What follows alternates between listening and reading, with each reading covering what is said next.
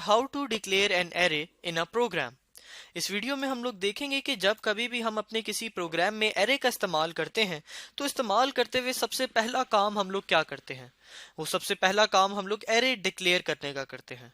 Array declare करने से मुराद ये है कि हम लोग बताते हैं कि जो भी हम लोग ग्रुप बनाना चाह रहे हैं एलिमेंट्स का, यानी कि जो एरे बनाना चाह रहे हैं उसकी टाइप क्या है, उसका नेम क्या है और उसका साइज क्या है।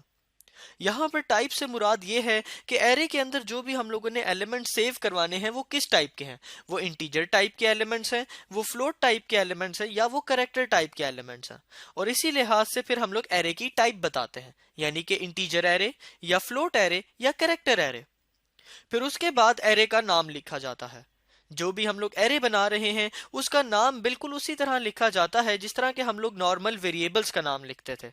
यानी कि एरे का नाम लिखते हुए हम लोगों ने कुछ रूल्स का ख्याल रखना होता है, और वो रूल्स बिल्कुल उन्हीं रूल्स की तरह हैं जो हम लोग वेरिएबल का नाम सेट करते हुए याद रखते थे। जिस तरह के नाम स्टार्ट या तो किसी अल्फाबेट के साथ होगा या अंडरस्कोर के साथ होगा, और इसी तरह नाम के अंदर कोई भी कोमा नहीं आ सकता या कोई ब्लैंक नहीं आ सकता, या अंडरस्कोर के अलावा कोई भी और स्पेशल सिंबल नाम के अंदर नहीं आ सकता। ये कुछ चीजें हैं जो हम लोग वेरिएबल का नाम सेट करते हुए याद रखते थे, और इन्हीं चीजों को हमने यहाँ एरे का नाम सेट करते हुए भी याद रखना है। इसी के साथ फिर हम लोग एरे का साइज बताते हैं। साइज से मुराद ये है कि एरे के अंदर कितने एलिमेंट सेव किए जाएंगे। फॉर एग्जाम्पल 5 अगर एलिमेंट सेव करने थे तो एरे का साइज क्या हो जाएगा, 5। ये हमारे पास तीनों चीजें जो हैं कुछ इस ऑर्डर में लिखी जाती हैं। सबसे पहले टाइप यानी कि डाटा टाइप, फिर एरे नेम, और फिर स्क्वायर ब्रैकेट्स के अंदर साइज। इस चीज को अगर इंप्लीमेंट करके देखें, यानी अपने प्रोग्राम के अंदर लिख के देखें, तो फॉर एग्जांपल हमने एक इंटीजर एरे बनाना है तो सबसे पहले हमने उसकी डाटा टाइप बताई इंट, फिर उसका नाम लिखेंगे। फॉर एग्जांपल हमने स्टूडेंट के मार्क्स को सेव करने के लिए एक एरे बनाना था तो हम लोग यहाँ पे लिख देंगे उसका नाम मार्क्स, और कितने मार्क्स हमने सेव करने हैं। फॉर एग्जांपल हमने 150 स्टूडेंट के मार्क्स सेव करने हैं तो उसका साइज हमने यहां पर बता दिया 150, और साथ सेमी कॉलन लगाकर स्टेटमेंट को एंड कर दिया। तो ये जो था हमने एक एरे जो है डिक्लेयर करवा दिया है। जब भी हम लोग एरे डिक्लेयर करवाते हैं तो हमारा जब भी हम लोग, अब अगर मैं इस प्रोग्राम को रन करूं, कंपाइल एंड रन करूं, तो आप लोग देखेंगे कि आउटपुट तो यहां पर कुछ नहीं आ रही, क्योंकि हमने सिर्फ डिक्लेयर करवाया है, हमने कुछ प्रिंट नहीं करवाया, हमने कोई और काम नहीं किया।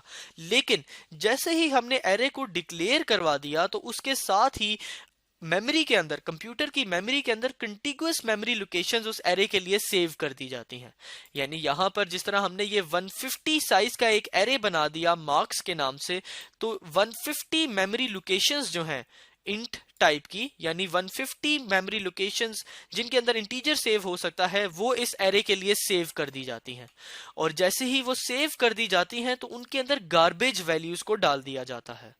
गार्बेज वैल्यूज से मुराद कोई भी रैंडम वैल्यू है जो उन लोकेशंस में डाल दी जाती है, क्योंकि अभी असल वैल्यू जो हमने उसके अंदर सेव करनी है वो बताई नहीं गई। ये बिल्कुल ऐसी वैल्यूज होती हैं जिनका कोई इस्तेमाल नहीं होता, लेकिन ये सिर्फ यूज की जाती हैं उन मेमोरी लोकेशंस को इस एरे के लिए सेव करने के लिए। यानी जैसे ही हम लोगों ने इसको डिक्लेयर किया तो इसकी जो साइज था उसके बराबर जगह जो है मेमोरी के अंदर इसके लिए सेव कर दी जाएगी। तो इस वीडियो में हमने देखा कि कैसे हम लोग किसी भी एरे को डिक्लेयर करते हैं, उसकी टाइप बताते हैं, नेम बताते हैं और साइज बताते हैं। यहाँ पर टाइप हमने इंट देखी थी, इंट की जगह फ्लोट भी हो सकती थी, और इसी तरह हम लोग कैरेक्टर एरे भी बना सकते थे।